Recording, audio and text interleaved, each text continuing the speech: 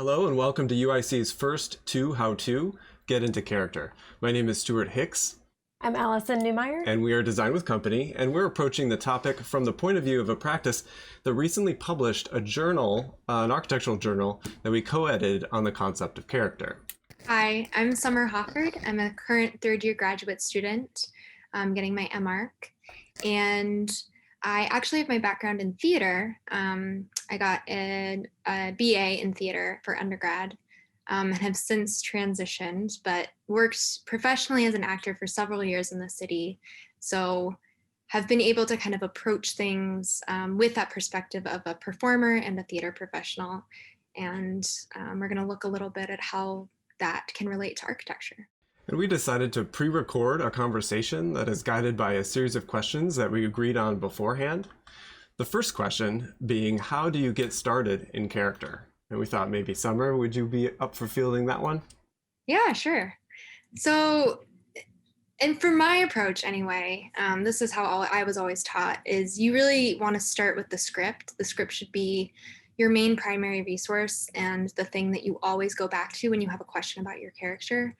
I had a lot of acting teachers that, if when in doubt, the question was always, what do you need? What is it that you need in any moment? And you really figure that out from the script. So kind of the key question that you want to ask yourself about your character is what is your objective? And that can follow you throughout the course of the entire storyline, whether that be a play or a movie, but that also is present with you in every scene. So it may be subconscious for the character. The character may not know that what they really want more than anything else is to get their mother's approval, but you need to know that, and that needs to be conscious for you in every scene and every line that you say. Yeah, we got into character originally because we were a practice doing competitions, kind of ideas competitions, and we were using stories to sort of drive why an architecture should be proposed or why an architecture should exist. And then we came upon the concept of character in architecture. We hope to be a way of linking these stories and words to the forms and the designs in architecture that we were making. And so we thought that this concept or this term would allow us to sort of dive into that nuance between the word and the object. We first started getting into it. We did a book. Our first book, you want to share that with the audience? No. Yeah. Plug the book. Plug the book. That was looking at character in the Midwest, because the Midwest is an interesting case study because it's said to have character but not a character. So we were looking at that. And then we produced this next journal as a way of sort of studying what architectural character could be today, which kind of leads to where we found evidence for our characters, our idea about character. You want to show the book? Sure. This is this one. And I think that when we kind of started with this issue, we kind of wanted to not only think about how we thought about it, but also find out from a community, our colleagues, our friends, kind of how they approach the subject. It's kind of funny that you mentioned like stick to the script or like look back into what's there, because we started the issue with this reproduction of this Colin Rowe essay, Character and Composition, and because it was something that really like we kind of jumped off with and wanted to respond to. So we had a project or a response essay from us, and then our own kind of project where we tried to elaborate on his idea of chimneys, roofs, and porches. That's what we called it. So we did our own project where it was pitches, porches, and patterns. So right. we did kind of did a survey of contemporary thoughts about character by having a call for submission, and we kind of grouped it into different types of categories of character. One being architects that think of occupants as characters, and then buildings as characters, and then architects as characters. So where is the evidence sort of found when you're studying for? I know you mentioned the script. I think people can teach acting in a lot of different ways. So, I'm obviously not the authority for all actors everywhere, but in my experience, it really does always come back to the script. Ideally, you're working with a good script. Sometimes scripts are bad. They're badly written, and you have to kind of figure it out. I think that was my experience. I didn't do very much film, but when I did, a lot of screenplays are a little more sparse. You don't have as much detail and like rich kind of stage direction or like character development in a screenplay. But yeah, I mean, generally, you know, hopefully you can find enough about your character that the playwright has already given to you, that you can really develop and begin to develop your character from there.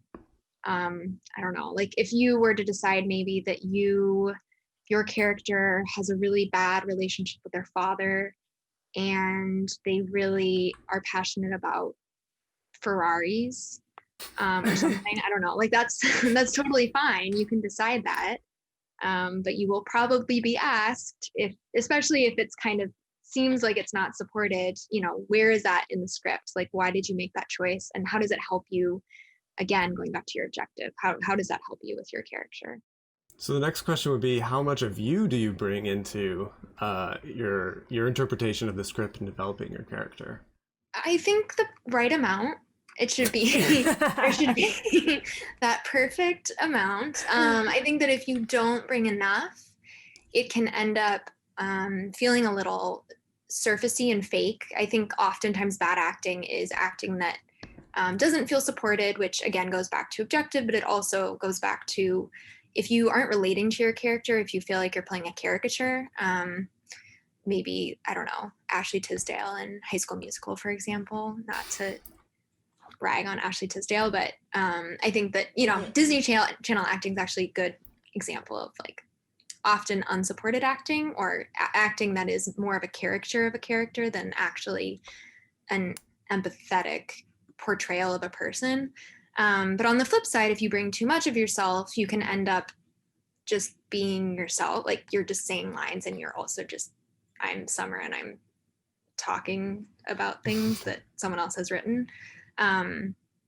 So that too, I don't know, like Aziz Ansari might be a good example of that, where again, no offense to Aziz Ansari, he seems cool. But I feel like he just plays himself. He's always the same in every movie. And I feel like it's because he brings all of himself to the character and thus is the character.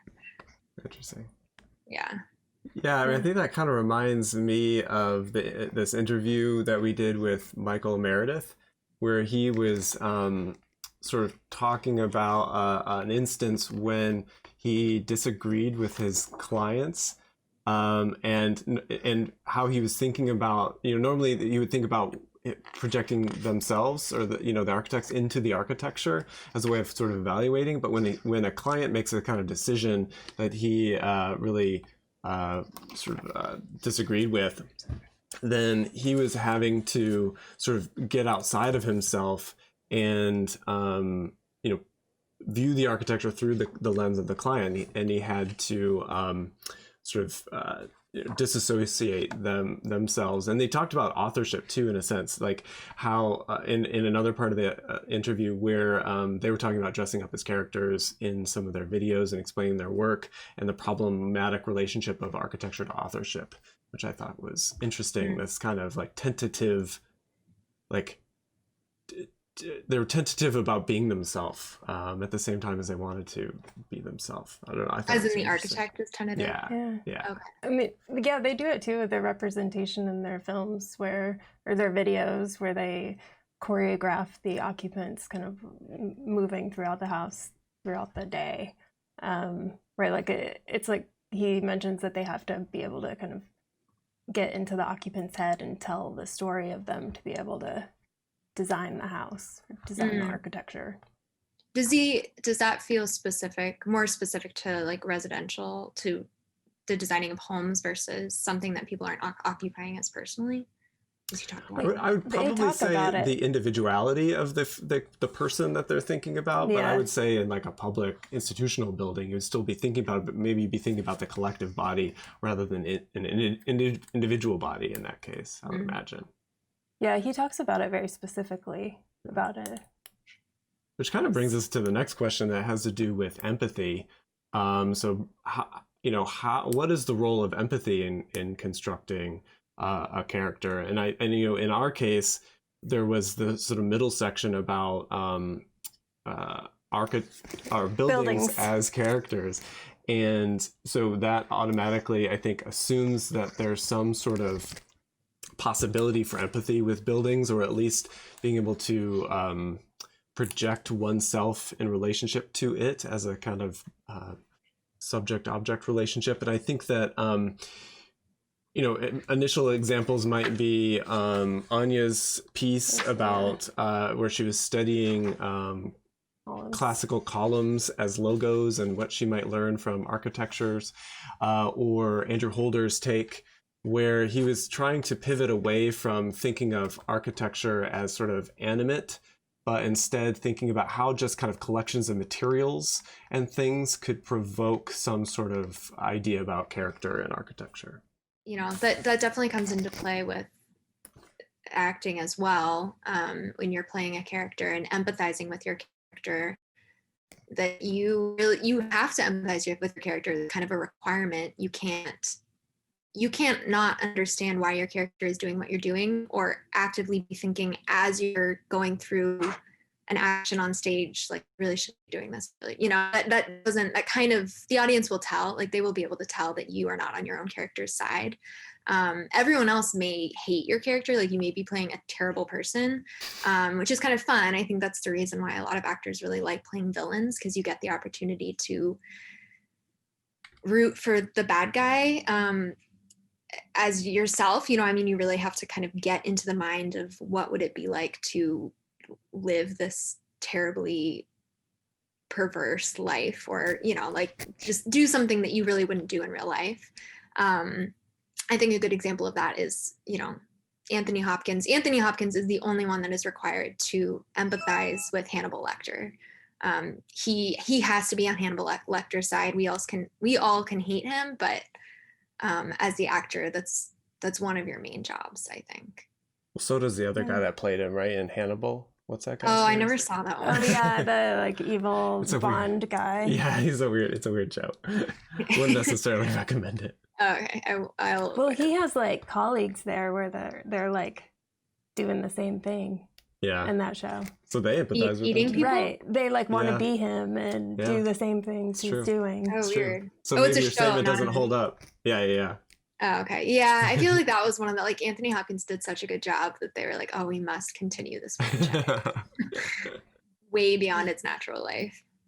Well, so maybe the natural follow-up to that would be, can you get too close to your character? Yeah. Yes.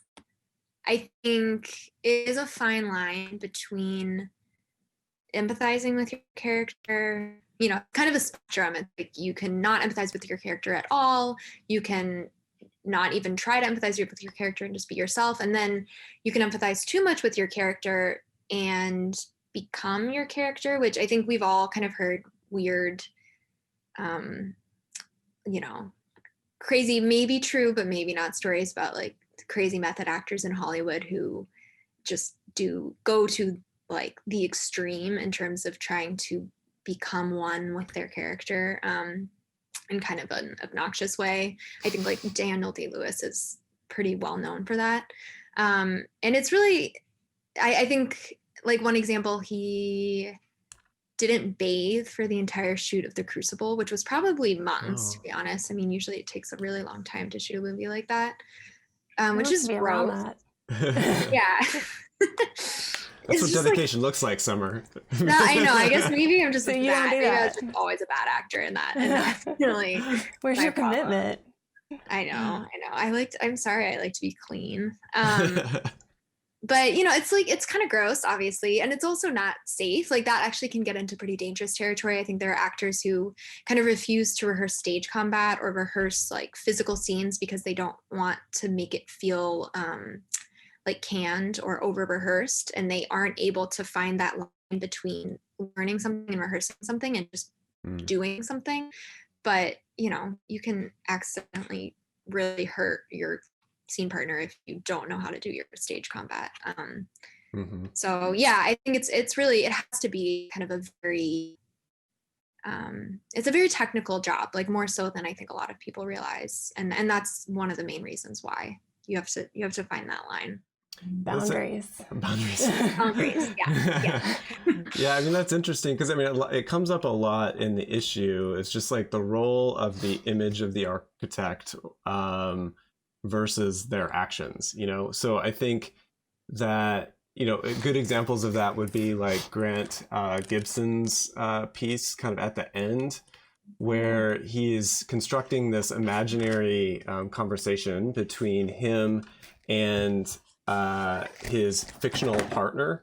And in that conversation, he's talking about Le Corbusier and sort of him finding his fake name, the role of media in advancing the practice, you know, versus necessarily the architecture. Like the media preceded the architecture a little bit. And, you know, so that's like one example. There's another one of Stanley Tigerman, for instance, when he wrote his own review to his own show under the name Morris Lesser. And so we published the original review and then the kind of excerpt of a conversation where he reveals that Morris Lesser was actually him. That's awesome. Oh, interesting. It's funny because I was recently reading this with the text by Grant, and Yeah. I read it the first time and I missed who, because it's a conversation between him and his quote dead is it partner Maybe architecture partner, right? And the first time I read it, I misplaced like who was who, so I read it and it was like I had Grant was Kames and Kames was Grant, and then I read it the other way. Like, and it actually, like, it seemed like the same but different. Like, I don't know how much of a difference it actually made to like get that wrong, because it's, you know, like they are kind of both Grant. And, Yeah. Which is also like the identity that he constructs is like, which one is he? I don't know. Well, there's Maybe also he kind of this, like, I mean, even if you aren't creating a false, you know, kind of pseudonym or character for yourself as an architect, I feel like, you know, there's even still there can be a perception of, you know, an architect is a very specific type of character, a very specific type of presence, even if, you know, like kind of similar to, I think sometimes actors can feel like you all know what an actor looks like or acts like in a group because they're really loud and kind of you said it, not us. Yeah, that really reminds me of, so that's the piece on, by Jimmy Carter is basically on that. So he's looking at architects as portrayed in different like mediums, so like film and the graphic novel Asteris Polyp, where like the architect is rational and always thinks he's right and he's drawn a certain way, versus his girlfriend, which is drawn with like a hatchy drawing, you know. So like he's looking at the construction of the architect in media and how that is particularly framed. And I think that really relates to what you were just saying. Yeah. That's funny. The McMurrow's script does that too. Yeah. Where they're talking about like indecent proposal and who is it? Woody Harrelson's his lecture about Khan and how it's completely wrong what a brick wants to be, but it sounds really good on camera or on film. That's funny. Yeah. He says that a brick wants to be a wall because it's much bigger than itself. In the movie. They want to add up to something bigger. Yes. It wants to be part of a group. It likes group work. Yeah. Cooperate. I think that kind of segues right into the next question about how do you respond to context as an actor, or as, you know, actor getting character, or someone as an architect thinking about character. I mean, I think as an actor, context is important, and I mean, it's important in a lot of ways, but particularly when you're in the act of performing, you know, if you're in a live show and you are actively in a scene, it's very important to always take the context into account and really be authentic to the situation and to what your scene partner is giving you. You know, if you're many actors, if you're doing a show that runs for weeks or months even, you're going to be doing the same thing every single night for 8 times a week. And so you obviously you're going to kind of get in your head a certain way that you want to do something. And there may be scenes where you are supposed to cry. It's a sad scene. Your dog died or something, and you really feel like you should be crying. But if you can't cry, if for some reason the way that the play has, you know, kind of gone thus far, you haven't built up the emotional capacity to shed tears, that's okay. That's authentic. That's in context. Really, the worst thing you could do is fake cry. I think, you know, if you're thinking about this as a real life situation, we all have been in situations where, you know, we feel like we should be crying. We feel kind of bad that like we aren't displaying as much emotional commitment to the situation. I'm going to zoom on you while you talk about fake crying. So okay. I'm not going to fake cry. I just want to clarify. It's not authentic for the context. Okay. You're right. It shouldn't be inappropriate. Yeah, but basically, like, you know, you can picture yourself being in a situation like you feel like you should be crying because everyone else is crying, and you feel like you look like you're a total I don't know. I can't think of like a nice word to say that, but you're like not being sensitive. On the flip side, only sociopaths like go to situations and like cry to like make people think that they're feeling something like that. You would never do that in real life. So if you do it on stage, zoom in on you again. What? I'm going to zoom in on you again. Okay. Yeah. I'm still not going to cry. Okay. Yeah, it's, you know, so on stage, like people can sense that. You've seen someone fake cry in a movie or a play, and it takes you out of it. You're like, you can tell that they feel like they should be doing something that they're not at the moment. Mm-hmm. Mm-hmm. Yeah, I think context for a character is really like key, like really important in a couple different ways. One is that character, I think, is a word that helps to define the relationship between the individual and the collective, just kind of inherently. So when you're thinking about categories or typologies of objects or like architecture, you would use the term character to distinguish, I think sometimes anyway, you would use the word character to distinguish the thing that sets one individual apart from the collective. So you'd say like that apartment has character, or like that church has character, in you know, in the realm of like all things we know as churches, you know, the character is what is defined as distinct. Yeah.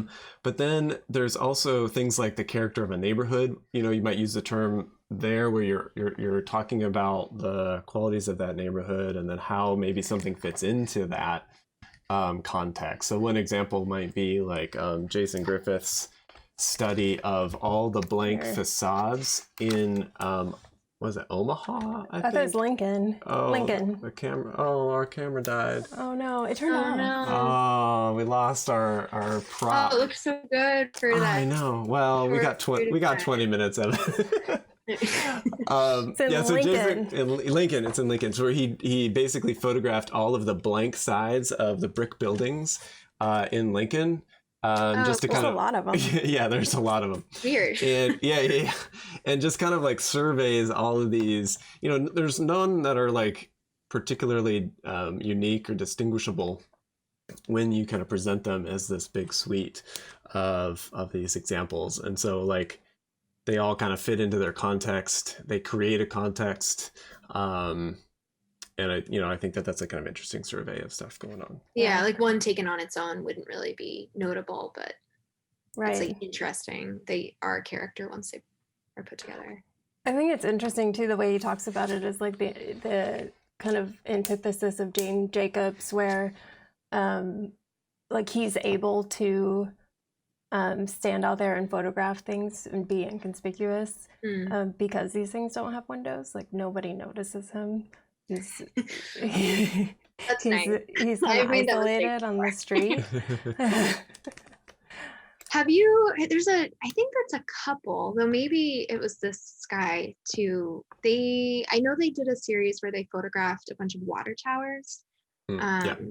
What is that's not the same guy. No, it's not the same guy, but it's the Okay, same okay. idea where it's Yeah. kind of like building the catalog of a type by Yeah. going around and photographing all of the individual instances of that thing. Yeah, it's definitely related. Yeah. Which I think maybe kind of segues into the next question about building off of others. I think if we're kind of to think about maybe an instance in the or in our journal about that talks about that, I'm thinking of Barbara Solomon's interview, where she's the woman who painted all of the super graphics inside of Sea Ranch by Charles Moore. And she's a former dancer and graphic designer. And it's, that's like an ultimate moment of somebody sort of inhabiting a space and sort of leaving a mark on it. And you think would be about building some sort of rapport with the architect Charles Moore and the space, but the interview is a lot about how much Charles Moore just kind of disrespected her, kind of like stole her ideas and just kind of moved away from her as an author. So I was interested. I don't know. I found it interesting learning about that. Yeah, I thought it was interesting she was a dancer too, because like a lot of the super graphics are squiggly and kind of repetitive and look like that she was kind of moving throughout the space. Have movement to them. Yeah. That kind of reminds me of, I actually included in this in my admissions portfolio for graduate school, but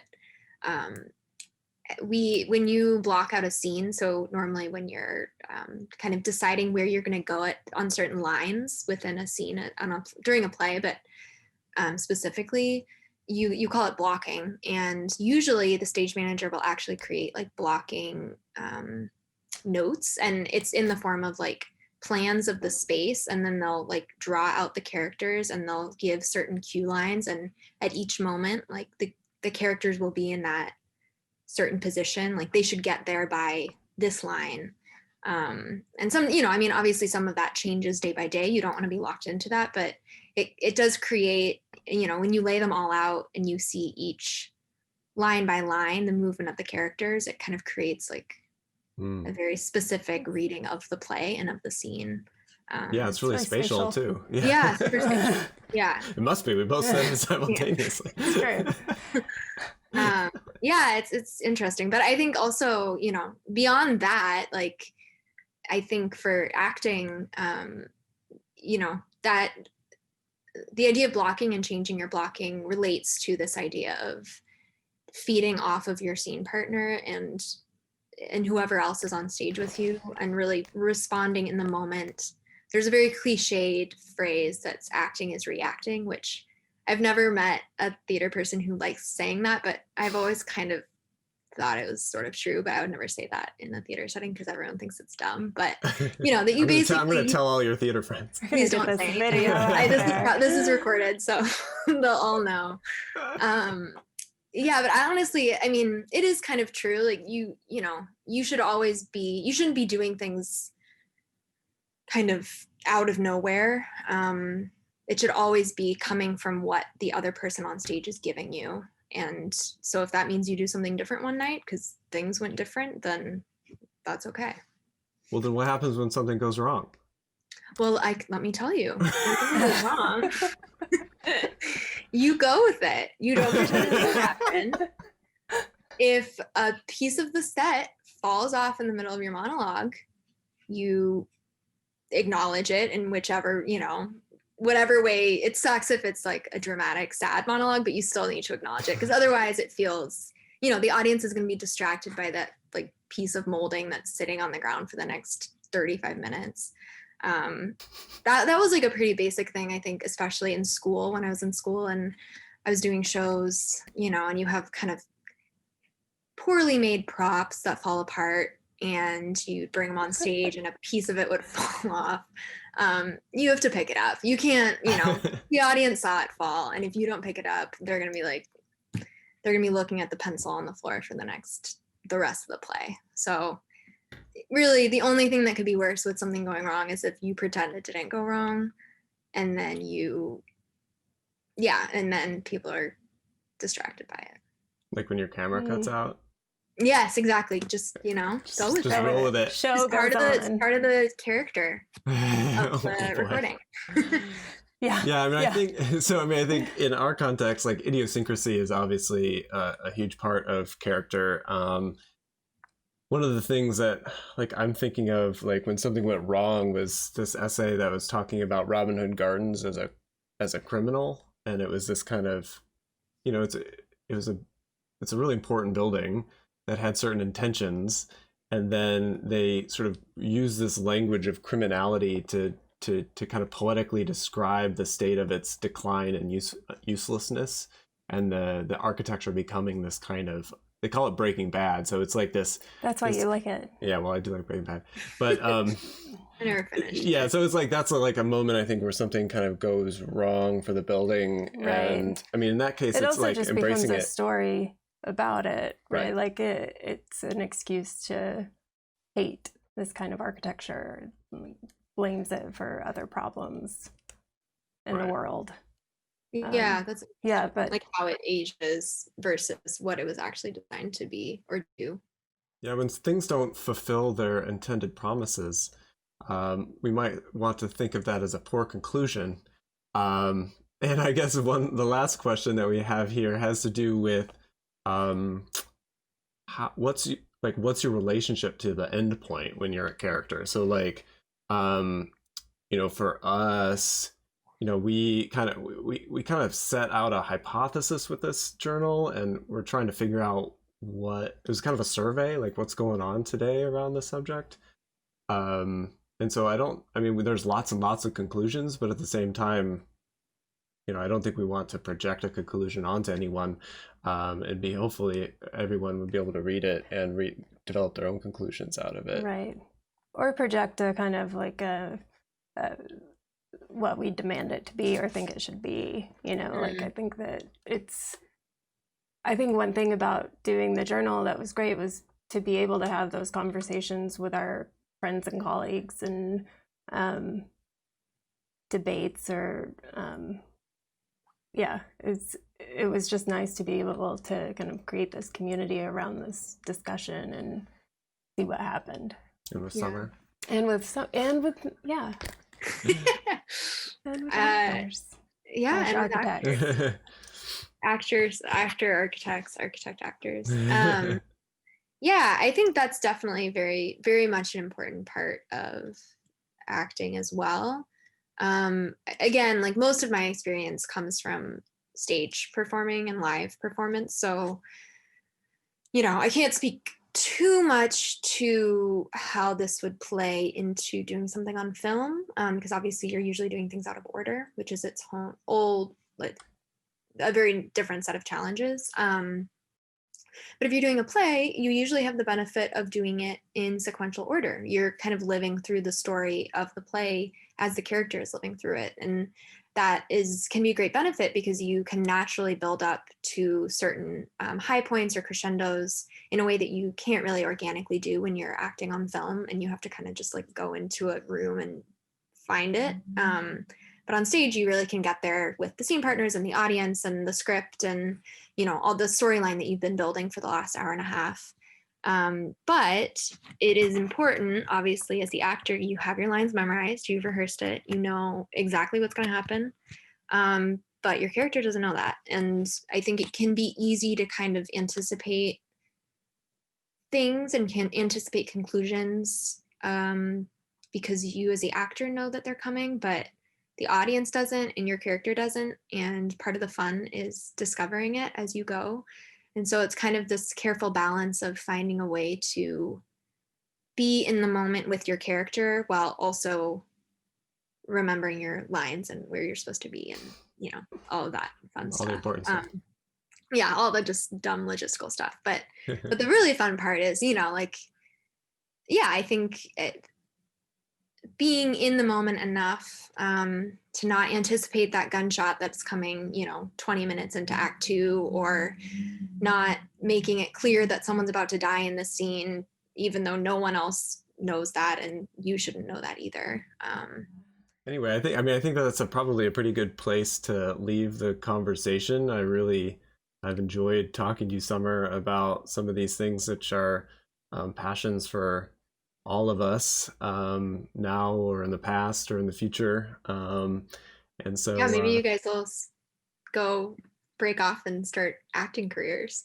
oh boy. Ooh. All right.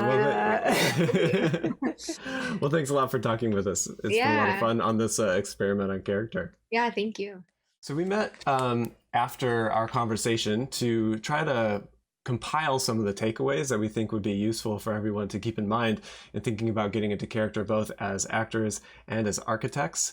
And so we wanted to share what those takeaways were with you here at the end of our little conversation video. So the first one. Find your objective. Oh, were you going to start? I don't know. Oh, I don't know. I wasn't sure. This I was just supposed to be started. super choreographed. I felt like no one was talking. I know. I panicked. So the first Find one. your objective. Find your objective. Okay. Next one. Compile the evidence. Compile the evidence. Read. What are you doing? Find your Find your objective. Compile the evidence. Bring yourself, but not too much. Be on your character's side. You are not the character. You sure? I'm- Be authentic to the scene. Be present and connect. Embrace contingency. And finally, don't telegraph the ending like we just did. And Summer advised you not to do.